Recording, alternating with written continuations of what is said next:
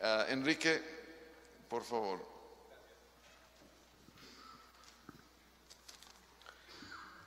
Bueno, buenos días, buenas tardes a todos y a todas. En primer lugar, en nombre de los integrantes del Subcomité de Prevención de la Tortura en su conjunto y especialmente de la región y de quienes estamos aquí presentes, un agradecimiento a la APT y a todos los que han colaborado por organizar esta actividad. Como muchos de ustedes saben, para el Subcomité estas actividades son esenciales para complementar el trabajo que hacemos dentro de lo que es el sistema habitual de visitas que tenemos, y son espacios que nos sirven para entrar en contacto con los estados parte, con los mecanismos nacionales, con organizaciones de la sociedad civil, y nos han permitido en algunos casos hasta organizar visitas que se iban a hacer a algunos estados, por lo cual digo, lo valoramos doblemente, por lo que son en sí mismos estos encuentros y por lo que permiten en términos de trabajo. Yo voy a hacer una muy breve presentación, tal cual como me han pedido los organizadores de la actividad, para contextualizar el debate que va a haber de trabajo en grupos, aportando de manera muy sintética parte de la visión del Subcomité de Prevención de la Tortura sobre la discusión de los mecanismos nacionales y los problemas que hay en términos de su implementación, diseño, implementación y funcionamiento. Agradezco obviamente a mis colegas del SPT aquí presentes con quien hemos conversado y acordado qué es lo que iba a hacer yo en esta presentación. En primer lugar, marcar que creo que la discusión que tenemos en el grupo que comienza en este momento es cómo los principios del protocolo facultativo se transforman en prácticas concretas y cuánto juegan en eso las estructuras y qué factores facilitan la materialización en prácticas concretas de los principios del protocolo facultativo. Ustedes tienen, y supongo que todos han leído, y no los voy a reiterar porque hay poco tiempo, pero digo, los doy por trabajados, los 4 documentos que preparó la APT, en los que desagrega según tipo de mecanismo designado, mecanismo nuevo creado, y nuevos mecanismos en el esquema federal, los 3 tipos que son característicos en la región, en donde marcan contextos, problemas y preguntas orientadoras para el debate. En términos de los problemas, concretamente quiero enumerarlos, son independencia funcional, independencia personal, el tema de los recursos apropiados, la independencia financiera de los mecanismos, el perfil multidisciplinario y el rol de la sociedad civil. Obviamente el foco es en mecanismos, pero esto es un sistema que involucra a 3 actores, Naciones Unidas con su subcomité, el Estado parte y los mecanismos, y cuando digo el Estado parte incluyo ahí Estado y sociedad civil en este debate, en estas obligaciones. Yo voy a complementar, digo, como fuente de lo que les voy a decir, los 4 documentos que preparó la APT para la discusión, con lo que es la jurisprudencia del Subcomité de Prevención de la Tortura, a veces no tan tenida en cuenta a la hora de diseñar los mecanismos nacionales de prevención. Como ustedes saben, el Subcomité no adjudica casos, entonces construye jurisprudencia con otra lógica, principalmente los documentos públicos. Hay 2 documentos públicos del Subcomité de Prevención de la Tortura específicos sobre mecanismos nacionales de prevención y aplicable también a los locales. Básicamente indican cómo traducir esos principios en prácticas concretas. Uno de ellos es el guías para los mecanismos y el otro que todos ustedes conocen es las herramientas de autoevaluación para los mecanismos. En adición a eso hay que tomar en cuenta los informes de cada país, pero ¿qué dice el subcomité en los informes respecto de los mecanismos y cómo materializar en prácticas concretas los principios del subcomité? Digo, son aplicables no solo los informes que cada país haya recibido después de una visita, sino los de la región y los de todos en su conjunto, para ver qué está diciendo el SPT y cómo ha evolucionado incluso la interpretación que hace el SPT del protocolo facultativo en términos de mecanismos y cómo materializar los principios del protocolo en prácticas concretas. E incluso en los propios informes anuales del subcomité se encuentran lineamientos e indicaciones de cómo interpreta el subcomité el protocolo. Yo quisiera retomar, digo esto ya aportando para la discusión, y que tiene que ver con la visión que tenemos del subcomité respecto de los distintos momentos o fases donde estos problemas aparecen en la región. Digo, los problemas de independencia funcional, de recursos, de independencia financiera, perfil multidisciplinario y rol de la sociedad civil en cada uno de las tres formas en que se están construyendo los mecanismos, designados, creados nuevos y los sistemas nacionales en países federales. Hay por lo menos 6 fases. Una es la de diseño, la otra es el proceso legislativo por el cual se crean los mecanismos. En algunos contextos este proceso legislativo hay que agregarle el momento de la reglamentación de la ley sancionada, incluso a veces, a pesar de ser leyes muy reglamentaristas, hay discusiones que quedan postergadas hasta el momento de la reglamentación. Otro momento, fase crítica, es el de la conformación de ese mecanismo, la integración y selección de las personas que van a ser parte del mismo, la puesta en funcionamiento y sus primeras acciones. Para darle ejemplos, si uno toma designación de mecanismos existentes, en general hay muy pocas, salvo excepciones, sean pocas discusiones al momento del diseño. Generalmente es una situación en que el Estado parte recurre a algo existente, lo incluye en una ley y dice, bueno, designo como tal a tal mecanismo, y no hay una discusión profunda, no hay oportunidad incluso de ideas contrapuestas respecto de qué es lo más razonable, hay poco espacio para la participación de la sociedad civil. Si uno toma el otro ejemplo en la región, la creación de nuevos, los procesos de diseño y discusión legislativa son en general muy largos. Tomen los casos de Brasil y Argentina, que llevan, todavía no han concluido las leyes, pero siguen los procesos legislativos para selección de miembros e integrantes. Yo esto lo comparto con ustedes como para tenerlo presente cuando trabajemos los problemas, las preguntas orientadoras en estos momentos que los distintos países de la región, con sus distintas formas de mecanismos, están atravesando, porque en cada uno de estos momentos se juegan distintas estrategias de trabajo y de nuestra propia práctica en el subcomité también. El enfoque y el abordaje que hacemos dentro de las limitaciones que tenemos por los tipos de visita que hacemos son elementos que tenemos en cuenta. Una última cuestión a la que quisiera dedicarle el resto de esta presentación, que creo que es reiterar algo conocido, pero que debe ser puesto en discusión cada vez que hablamos de los mecanismos, y es ¿qué hacen los mecanismos? ¿Por qué hay que traducir a través de estructuras adecuadas, principios, en práctica? ¿Qué prácticas son las que tenemos que lograr que haga un mecanismo de manera rutinaria, sistemática y adecuada? Y cada uno de los términos de esta afirmación que voy a hacer es polémica, requiere discusión y está atravesada por cada uno de los problemas que aparecen indicados en los documentos. Lo primero es que es un ente que tiene que hacer visitas periódicas. Y ustedes saben que lo periódico persigue básicamente 2 lógicas. La periodicidad le da un impacto preventivo en sí mismo y la periodicidad permite un conocimiento del fenómeno que luego permita construir recomendaciones. Ahora, ya la afirmación de periodicidad trae una pregunta muy significativa en cuanto al recurso y los presupuestos. ¿Pueden hacer visitas periódicas organismos que funcionan con miembros ad honorem? ¿Tienen capacidad de sostener visitas periódicas en territorios a veces extensos, mecanismos que no cuentan con un presupuesto de movilidad adecuada? No me voy a detener en cada uno, pero quiero decir, cada uno de estos términos está atravesado de alguna manera particular por cada uno de los problemas que aparecen identificados en el documento, y yo lo que quiero es llamar la atención sobre los mismos para facilitar la discusión. Visitas periódicas no anunciadas. Es otra cuestión de discusión en algunos países, incluso bastante intensa, en términos de que lo no anunciado no sería aplicable para los mecanismos. Una discusión que para el subcomité está totalmente saldada. Una visita, para ser preventiva y adecuada, es no anunciada.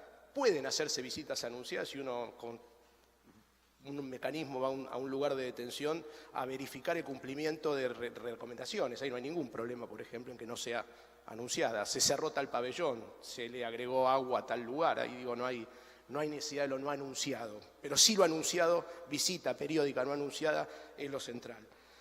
¿A dónde? A lugares de detención. Y acá es otro gran debate el que se pone en juego en todos los momentos, en el momento del diseño, en el momento de la reglamentación. Hay leyes que no han dicho claramente o no han tomado la definición amplia del lugar de detención, y esa discusión se saldó, se resolvió, se elevó estándares en el momento de la reglamentación, donde se interpreta de manera más alineada con el propio protocolo qué es lugar de detención.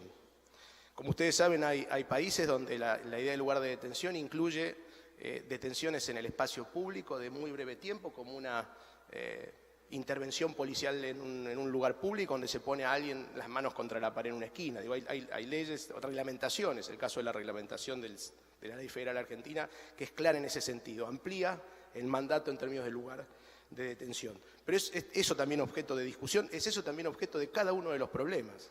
Implica, si la definición consistente del lugar de detención va a ser prácticas policiales que impliquen privaciones breves de la libertad, a las personas potencialmente sujetas a esas prácticas, un mecanismo difícilmente las encuentre privadas de libertad.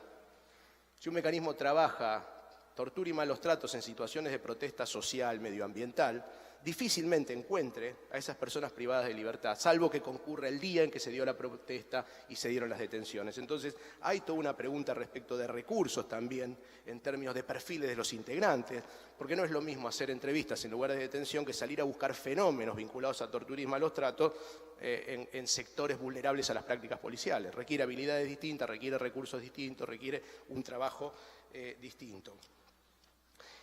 ¿Qué tipo de entrevistas? Decíamos, visitas periódicas para realizar a los lugares de detención, para realizar entrevistas de manera confidencial. Aquí se pone en juego también todas estas variables en términos de cómo se logra confidencialidad en contextos profundamente complejos, como son los de los lugares de detención de América Latina, y la cuestión central a la que no me voy a referir porque tenemos un momento de trabajo específico, que es el de la cuestión de las represalias y la confidencialidad.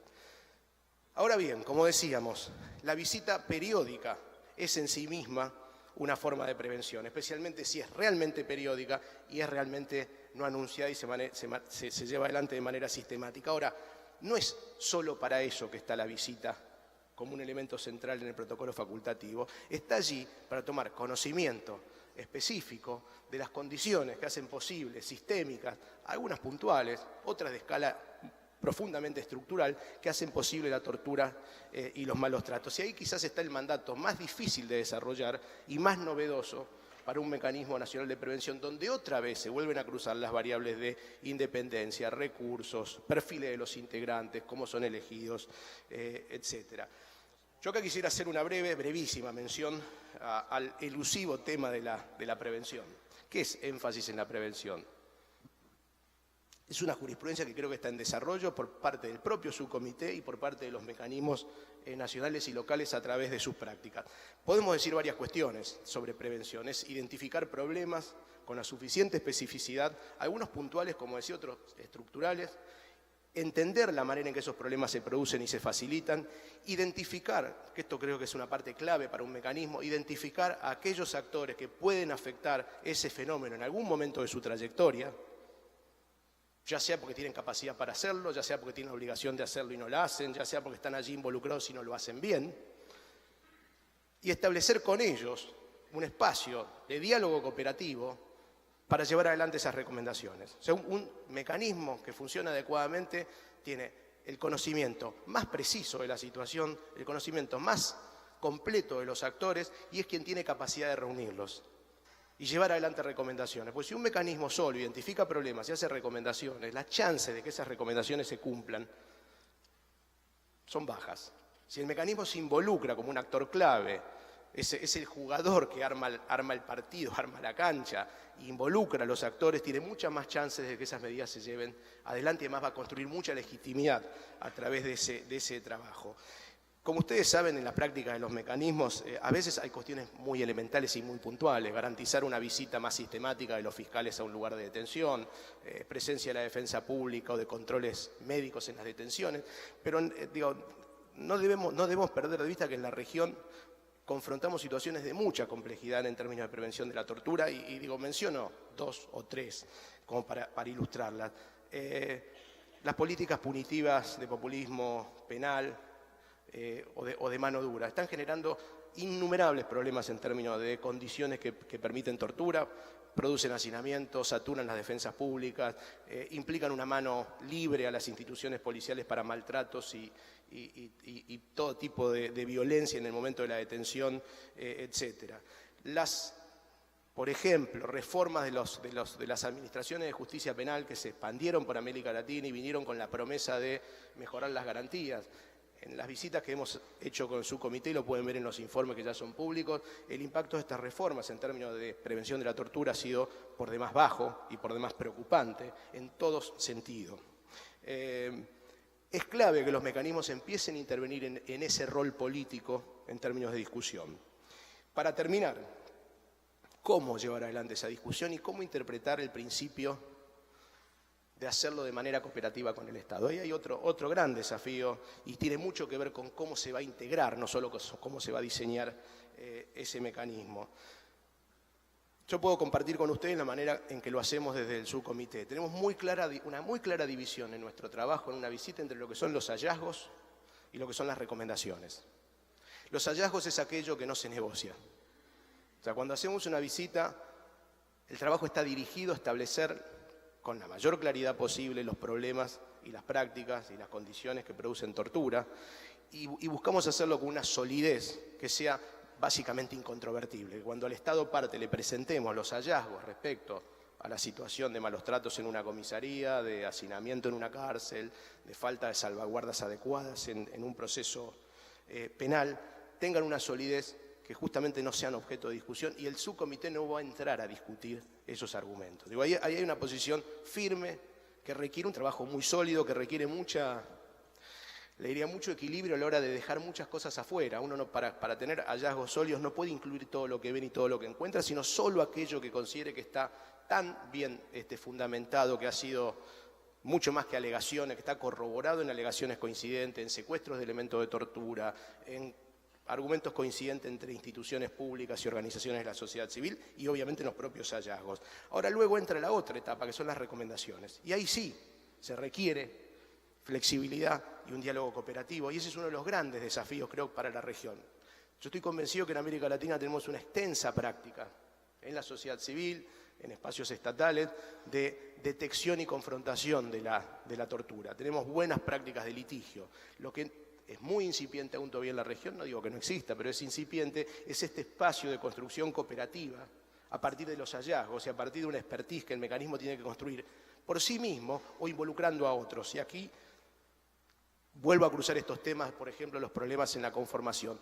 Quizás un comité no pueda ser lo suficientemente interdisciplinario en un mecanismo nacional para abordar todos los temas que se le van a ir presentando en la agenda a medida que su trabajo vaya avanzando, pero sí tiene la capacidad, en algunos casos esto ya está incluido en los propios diseños legislativos, de convocar a otros actores y sumarlos para las visitas, para la producción de documentos. El modelo de Paraguay es muy interesante en este sentido, cómo abre su mecanismo a la posibilidad de incluir otros actores. Lo último, cuando un mecanismo no produzca hallazgos, desconfiemos. Desconfiemos no necesariamente mala voluntad, está usando una metodología inadecuada a lo mejor. Ustedes saben que una metodología de entrevistas inadecuada, una forma de ingreso a un penal inadecuado, minimiza la posibilidad de hallazgos concretos. O sea, en América Latina, si no hay hallazgos sólidos de malos tratos y torturas, ahí hay un problema, hay que ponerse a ver qué está pasando en términos de independencia, de conformación, de interdisciplinariedad, de metodología de la visita.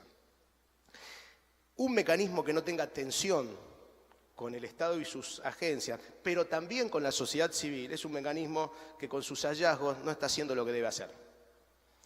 Digo, hay un equilibrio ahí muy complejo en términos de producir hallazgos sólidos, establecer un diálogo, pero un diálogo que está plagado de tensiones, porque es un diálogo que busca el cumplimiento de recomendaciones que algunas son muy complejas, algunas resultan contraproducentes para una mirada política de corto plazo.